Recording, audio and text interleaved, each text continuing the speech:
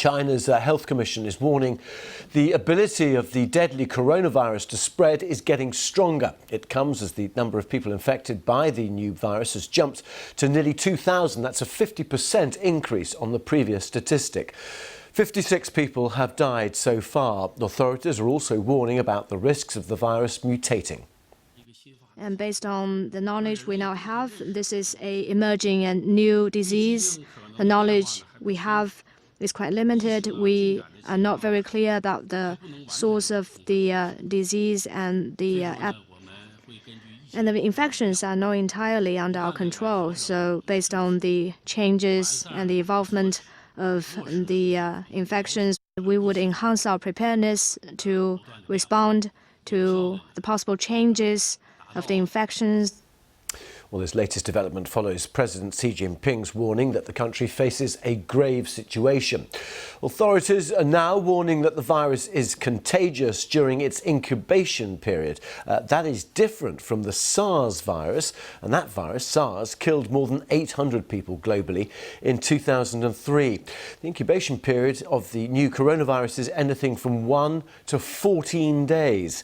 China's Health Commission insists it will be taking more measures to curb the spread of coronavirus, but hasn't yet outlined specific details. They have, though, banned the sale of wildlife in markets and restaurants, although it hasn't been confirmed that is how the virus crossed into humans. Many people believe it happened through snakes. Well, this is the effect the current quarantine is having in Wuhan. That's the city at the centre of the outbreak. Officials preventing people from leaving or entering. It seems that most of the population is staying indoors. Our correspondent Steve McDonald is in Nanyang, having just visited Hubei province, close to the exclusion zone. Well, it's still in a pretty dire state. I mean, hospitals are calling for donations from people in terms of face masks. The provincial government has ordered millions of face masks, so somewhere they're churning them out on the production line. Special military medical teams have arrived to bolster the local teams and also teams from Shanghai. But the problem is just so huge, and the lockdown area, if you could call it that, is getting wider and wider. Now, so where we are, we're just across the border from Hubei in Henan, but this is also a place with very much at the heart of this emergency. All of these cars are either from this small city or they've had to pass a screening point to enter. Cities right along this border area in the region are doing similar things.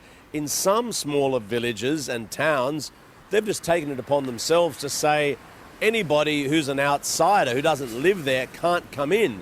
So they're just kind of locking down the village and deciding we're going to, as a group, ride this out and don't let any outsiders out, sort of an effective self-quarantine protective zone. And the government in Beijing, given the extent of this problem, is considering much more drastic measures. Hundreds of thousands of people left Hubei before that transport lockdown was in place. Some of them were sick, seeking treatment, so they've gone to Shanghai, Beijing and other places seeking treatment. Now imagine they're taking the virus with them. That means the problem has also moved elsewhere. And so we could also see in the big cities of like Shanghai, Beijing, transport lockdowns in place there. They're already talking about preventing some transport arriving at the Chinese capital. Now, that hasn't happened yet. But again, it just shows how seriously the authorities are taking this and their preparedness to take much more drastic steps to try and control this problem.